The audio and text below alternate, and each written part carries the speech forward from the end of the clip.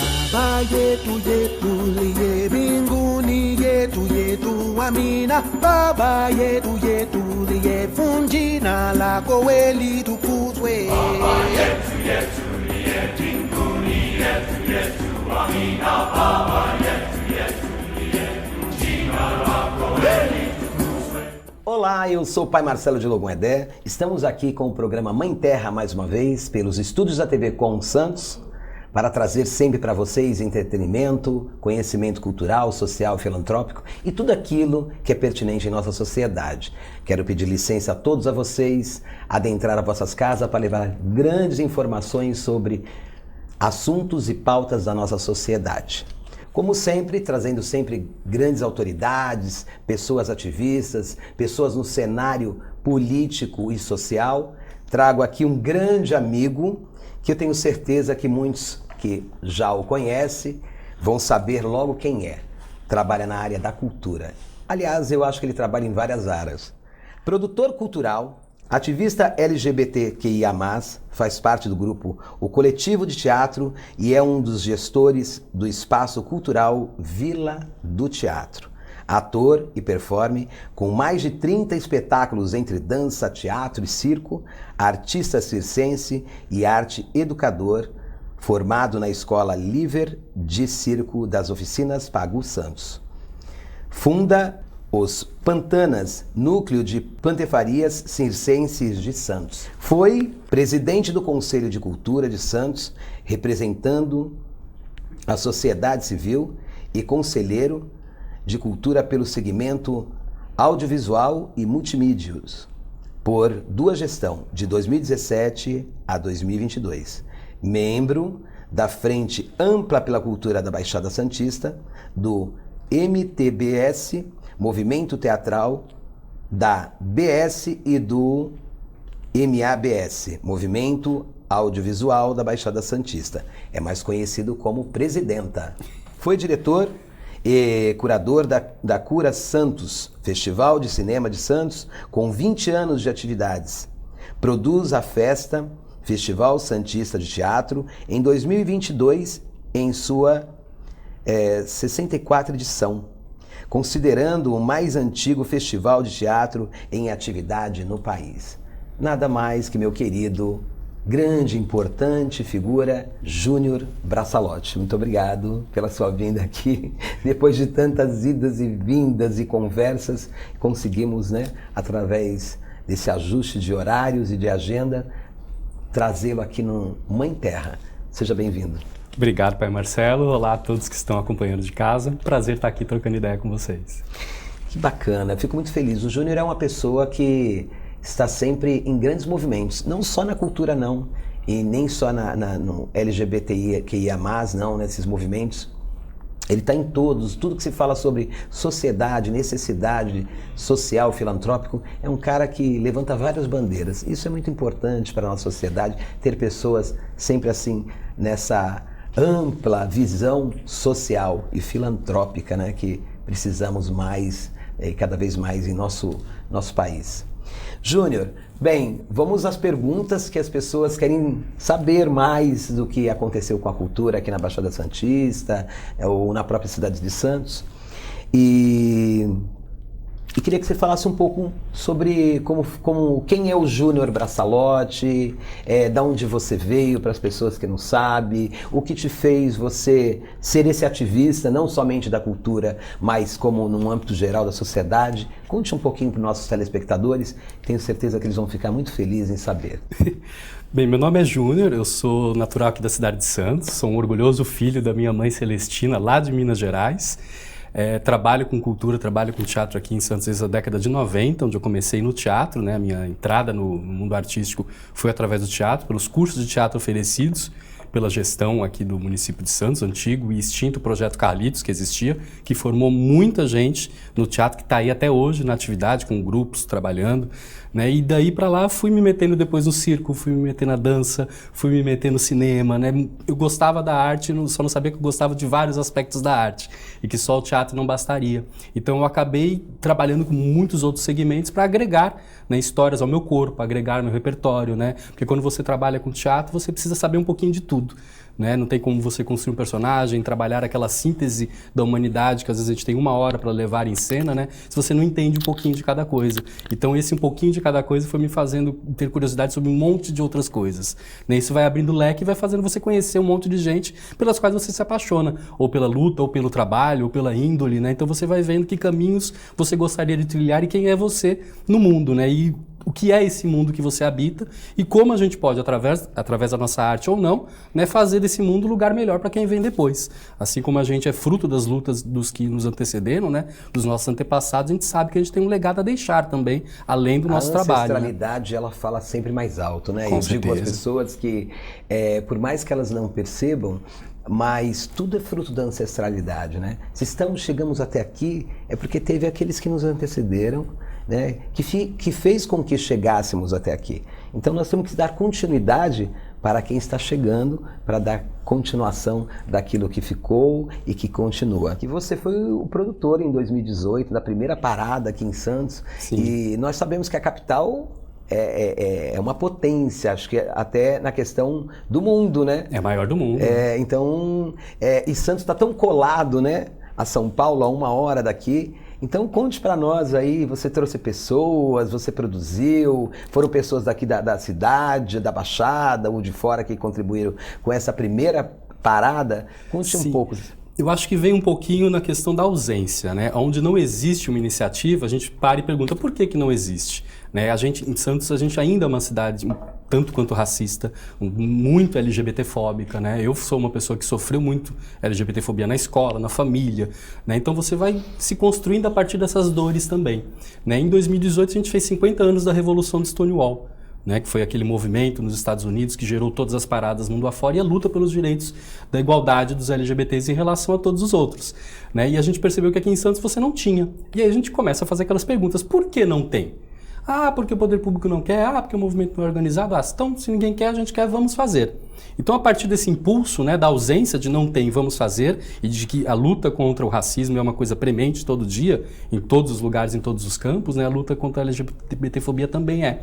Então, a gente, a partir dessa provocação naquele ano dos 50 anos de Stonewall, falou, por que não tem? E a gente começou a se mexer, né, enquanto o Conselho de Cultura estava na presidência na época, aí a gente casou com a Comissão da Diversidade e falou, vamos colocar isso de pé, vamos colocar essa parada na rua, porque a gente tem 50 anos de demanda atrasada, a cidade precisa caminhar junto com o resto do mundo. A gente está isso que você falou, 1 hora de São Paulo, a maior parada do mundo, porque Santos, que é uma cidade de vanguarda em tantos aspectos, e o é, né? Por que a gente não tem uma parada LGBT com uma potência com a qual a Baixada toda se reconhece? Até, né? Então, até porque já existe alguma coisa, eu não sei, eu não lembro, tem umas cidades aqui do litoral que já existe uma parada. Já, né? São Vicente tem, acho que Itanhaém já tinha também, Praia Grande fez a primeira junto, no mesmo ano que a gente... E Santos não tinha. Santos parado. Santos parado. A gente falou, não, Santos não vai parar, Santos vai avançar. E a gente colocou a parada na rua. E foi um sucesso aquele ano, foi muita gente na rua. Milhares de pessoas ocuparam o centro histórico. E hoje a gente está no 6º ano da parada, né? Porque a gente resolveu fazer. Sim, então, maravilhoso. Até porque, né, agora esses governos, esse governo atualmente também quer fazer toda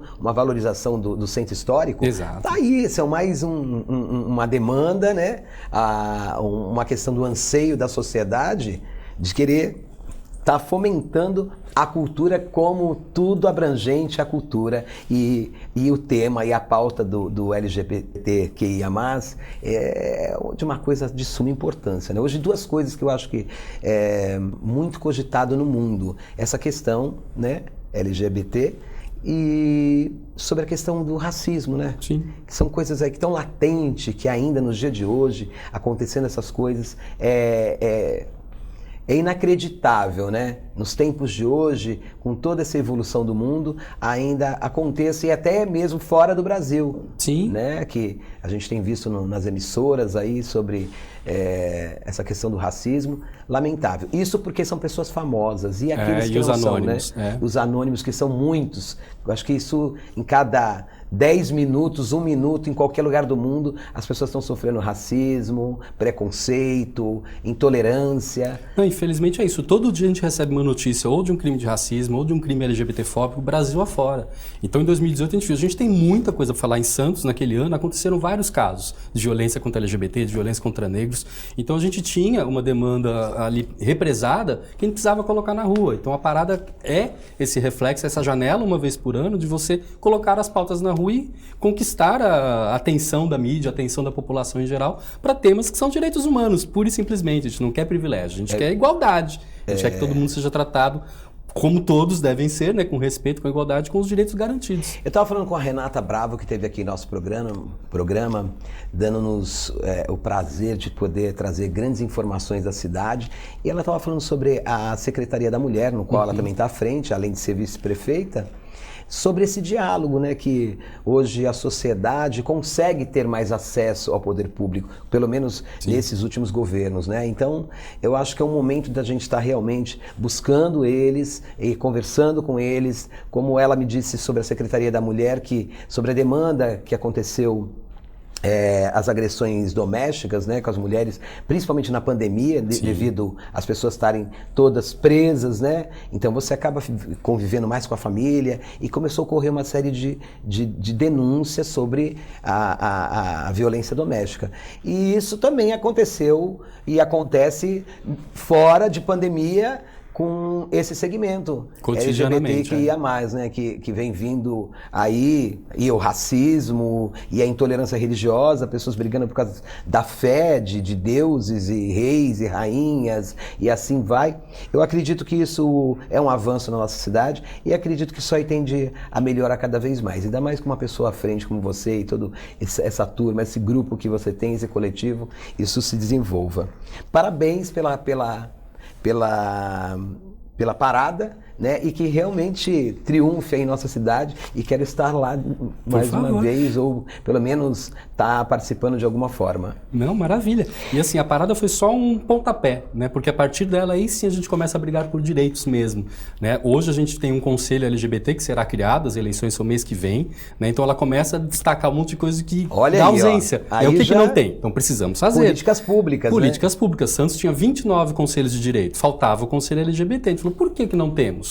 Se a gente tem essa demanda toda, tem tantos problemas estruturais para a gente melhorar, mas não é a parada que vai resolver, é o dia a dia, é o poder público com um olhar sobre isso e a sociedade civil apontando possibilidades de solução sobre esse problema. E aí você tem a criação desses espaços onde a gente vai poder criar esse diálogo direto com o poder público, com os conselhos. Bem dito pelo nosso querido Júnior Braçalotti, né? A sociedade, né? Os conselhos são criados, na verdade, para ter um espaço onde a sociedade tem o direito de fala, tem o direito de escolha, tem o direito de levar aquilo na veracidade da sua própria história, né?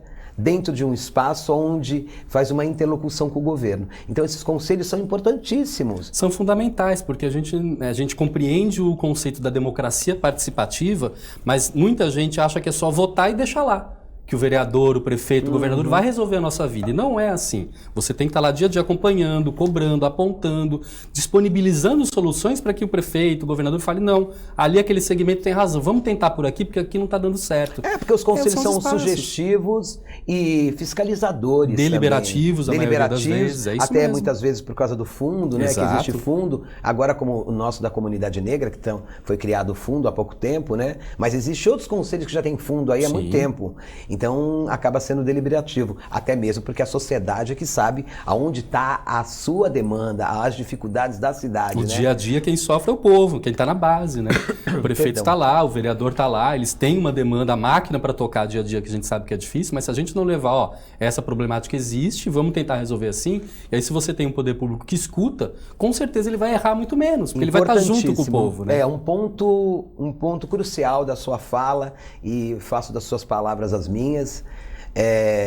Com certeza é necessário a sociedade estar sendo ouvida diretamente pelaquele que ela elege, pelaqueles que são os executores no executivo, no legislativo. Isso é importantíssimo. Eu vou para uma pergunta maravilhosa que eu preciso saber como foi a cultura aqui em Santos, esse momento tão trágico, mas eu volto daqui a pouco, depois dos nossos comerciais.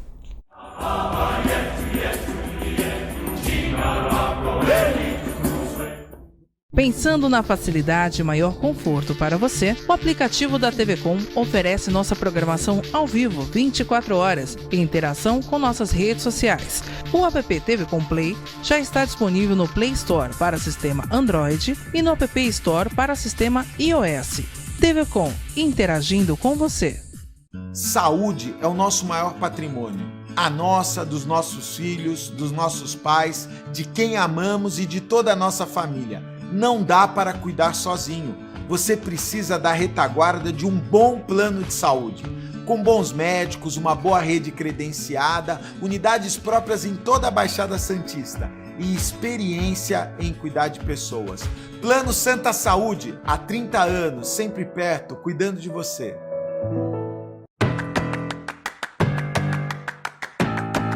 Soul TV é uma plataforma de TV streaming interativa que combina o melhor da TV e do streaming, agregando mais de 140 canais, disponível em mais de 197 países. A Soul TV está disponível para Smart TVs Samsung e LG e smartphones Android e iOS. Além de assistir no conforto de sua casa, você pode assistir de onde estiver. Soul TV, o controle está em suas mãos.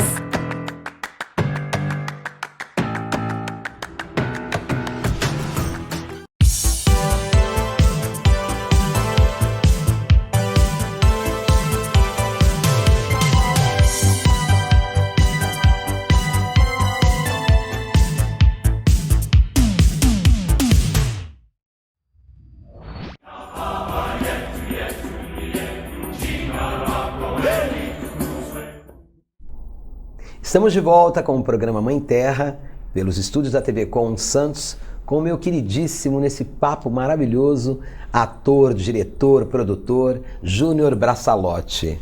Bem, eu disse a todos vocês antes do intervalo que traria uma pergunta sobre, que me deixou tão assim preocupado sobre a questão cultural, como tudo, né, foi importante, mas eu queria que você falasse sobre a questão do período da pandemia, né? Como que foi tudo isso? Houve também o grande auxílio, a importância da Lei Aldir Blanc. Conte-nos um pouco sobre todo esse período tão complicadíssimo, né, e delicado no planeta, né, e no nosso país e na nossa cidade, com certeza. Sim, foi um período que todo mundo se conectou através da dor, né, a perda de muitas pessoas queridas, né, todo mundo dentro de casa. Né, o setor cultural frontalmente assim foi um dos primeiros a ser afetados, né? Como é que você vai fazer show, como é que você vai ter exibição de sala de cinema, né? Como é que você vai fazer teatro? Foi o último até a retornar, Foi né? o último a retomar e ainda está, né, galgando, né? Aos poucos está retomando as atividades, agora com mais potência, né? Com a mudança também de gestões, né? A gente começa a ter um incentivo maior à cultura, mas foi um período muito triste para muita gente, né? Muita gente perdeu espaço de cultura, muitos espaços fecharam, muitos artistas faleceram, muitos tiraram a própria vida em função de sem ter o que fazer, né? Muita gente foi morar na rua, né? A gente passou a lidar com desespero, né? Desespero. A insegurança alimentar foi uma coisa que bateu muito rápido, assim, né? As pessoas não... A classe artística geralmente não tem emprego fixo, né? Não tem a renda fixa. Às vezes o artista de rua sai na rua para comprar o café e o almoço e depois vai ver como é que vai resolver a janta. E quando você não pode nem sair na rua para fazer malabares no semáforo? É verdade. Né? Então, foi terrível, assim, foi um momento muito triste. E aí, a partir de uma articulação também vinda da base, né, junto com alguns deputados estaduais, deputados federais, a gente conseguiu destravar um orçamento de guerra para acolher esses trabalhadores nesse momento. Foi onde surge a Lei Aldir Blanc, né, a deputada Benedita da Silva, a deputada Jandira Fegali, encabeçaram isso, aí foi passando pelo Senado, foi passando pela Câmara dos Deputados, né, até a gente conseguir a aprovação disso. Benedita negra, né? Benedita, mulher negra, claro, mãe, né, quando cozinha para todos. A né? mulher Então, negra. foi um pensamento, assim, realmente de acolher a classe trabalhadora naquele momento terrível, né, o desgoverno anterior vetou, né, vetou a lei, derrubou-se o veto da lei, colocou-se a lei em prática e a gente conseguiu aplicar mais de 3 bilhões Brasil afora. Aqui na Baixada a gente conseguiu que as 9 cidades aplicassem através de articulação em rede da base, né? Conseguiu um compromisso de todos os secretários de cultura aqui da Baixada Santista que aplicasse a lei para ajudar os trabalhadores aqui da Baixada. Então foi um momento que a gente conseguiu pontos positivos, né, através da Lei Aldir Blanc. Além de fazer chegar esse orçamento, que era dos artistas, chegar na ponta, chegar a todos, né, a gente conseguiu reconhecimento, por exemplo, das casas de terreno como espaços de cultura legítimos, agora todos homologados. A gente conseguiu mapear esses lugares. A gente sabe quantos artistas nós temos agora cadastrados na cidade. Foi todo um trabalho que a Lei Aldir Blanc nos obrigou a fazer para saber como a gente vai distribuir recursos se a gente não sabe quantos artistas nós temos. Sim. Se a gente não sabe quantos espaços de cultura independentes do poder público nós temos. Então a Lei Aldir Blanc veio para isso. A gente conseguiu mapear todo o setor cultural. Organizar, então. Organizar, acho, né? E isso gerou dados. E dados geram políticas públicas afirmativas. Né? Então a gente conseguiu fazer com que esse recurso chegasse nas pessoas através dessa organização de base e articulação entre os poderes, né? Entre os legislativos, né? As prefeituras e a base. Então esse recurso chegou, né? E agora a gente está numa outra etapa de articulação, que é a Lei Paulo Gustavo, que é um orçamento que vem do audiovisual, são 3 bilhões e 800 milhões, e também agora a gente está nessa fase de reconhecer, de ver como as cidades vão aplicar esse recurso agora, que também vem numa fase emergencial. A gente diz que é emergencial porque ela já tinha que ter saído. O desgoverno Bolsonaro também vetou. Aí a gente passou, isso vai atrasando a vida do país, né? Sim, Porque claro. não é o dinheiro, a gente fala, é um dinheiro que vai para o artista. Não é um dinheiro que vai para o artista. Através do artista, ele vai para o aluguel, ele vai para a feira, ele vai para o açougue da esquina, ele vai para o Sim, remédio. gera, né? Ele gera toda uma movimentação da economia Econômica com um recurso que já é do setor cultural. Não é um recurso que tiraram de algum lugar para destinar para a cultura. É um recurso que já é da cultura e que estava parado. Né? Então agora a gente vai ter essa outra fase com a Lei Paulo Gustavo, depois virá a Lei Aldir Blanc II, né, que conseguiram com que fosse uma política permanente a partir do sucesso da primeira. Então é uma lei que vai continuar por mais 5 anos, gerando muitos recursos para as cidades, ou seja, tem cidade que não tinha recurso, que não tinha orçamento para os seus artistas. Hoje, através do Ministério da Cultura, ela vai conseguir ter esse aporte. E aquela coisa, né? Eu sempre falo para as pessoas, a cultura e a educação são 2 pilares muito importantes numa sociedade, né? Até porque a cultura faz com que as pessoas começam a se posicionar, a ter um olhar muito amplo, né? Como você mesmo executa no seu dia a dia, que eu digo que você não só faz políticas públicas somente para a cultura, para o LGBTQIA+, enfim, em todos os momentos que precisa-se de estar fazendo políticas públicas para a sociedade, isso é coisa de artista, né? Eu falo assim, tem coisas que só o artista faz uma provocação para com os governantes, com que eles tenham um olhar mais amplo, porque o artista tem esse olhar mais amplo, até para criar seus personagens, né? Enfim, todo um estudo que vocês já carregam e um conhecimento no qual vocês se colocam em cada fase, em cada lugar, como diz, né? A vida imita a arte imita a vida, e assim segue, né? Sim. Fale um pouco mais sobre os editais, como que funcionou, como está funcionando o edital do PROAC no estado de São Paulo e aqui no município de Santos e nas outras cidades do litoral, tem alguma coisa? Conte um pouco mais sobre isso, mas depois eu vou retornar com a lei do Paulo Gustavo para você dar uma dica às pessoas aí que são, né, são da vertente da cultura e que muitas vezes precisam de informações, e eu tenho certeza que você tem informação para 2, 3, 4, 5 programas de TV aqui. Tem uma coisa bem bacana que o senhor falou, que é a cultura, e a cultura vista sob o ponto de vista não só do fomento à arte, que muita gente associa a cultura, cultura, está falando de filme, do teatro, da música, e não.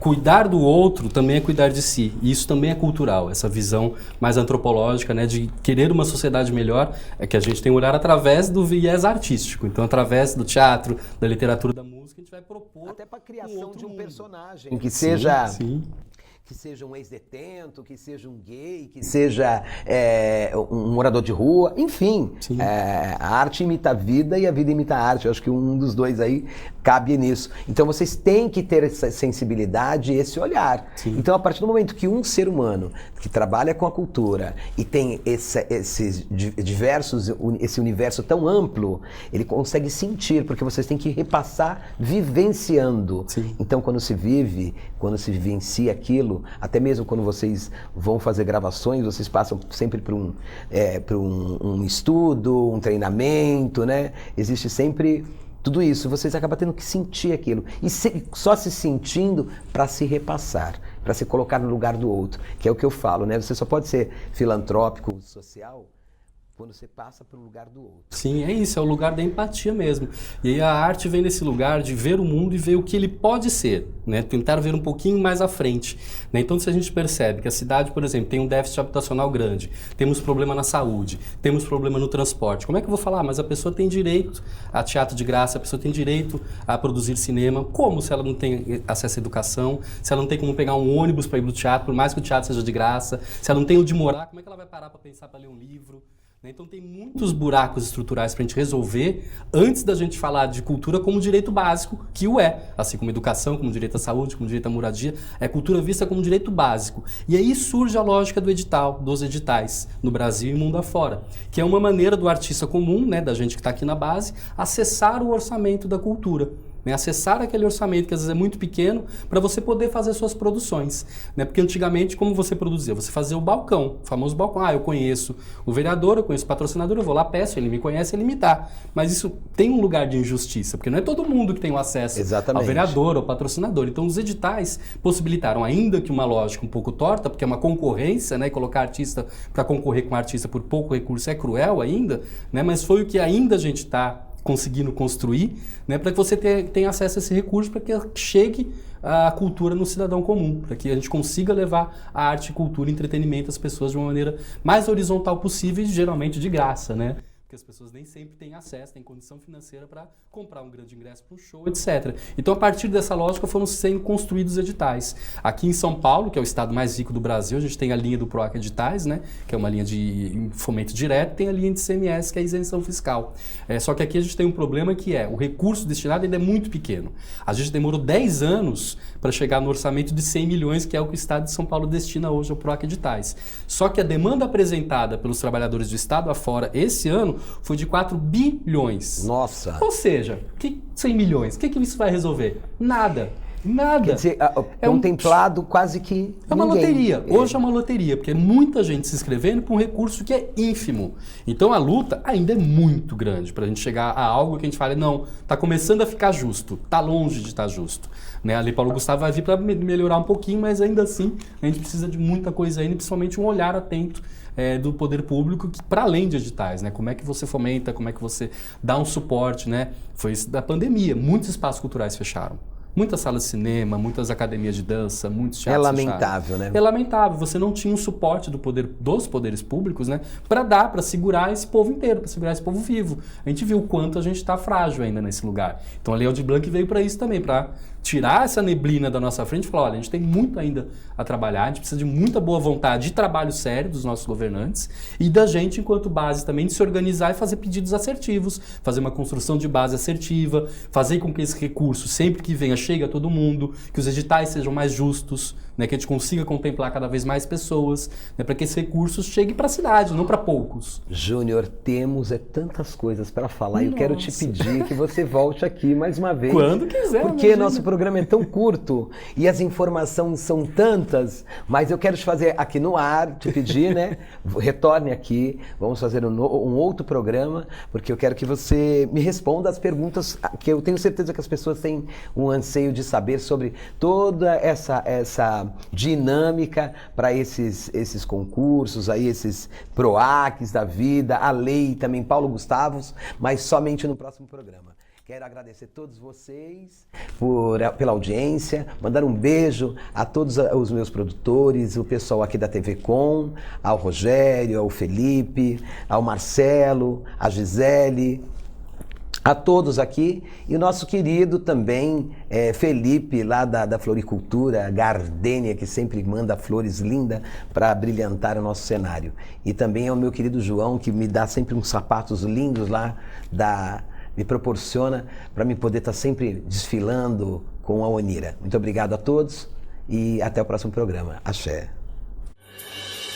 Baba yetu yetu liye binguni yetu yetu amina. Baba yetu yetu liye funjina la koweli tukuzwe. Baba yetu yetu liye binguni yetu yetu amina. Baba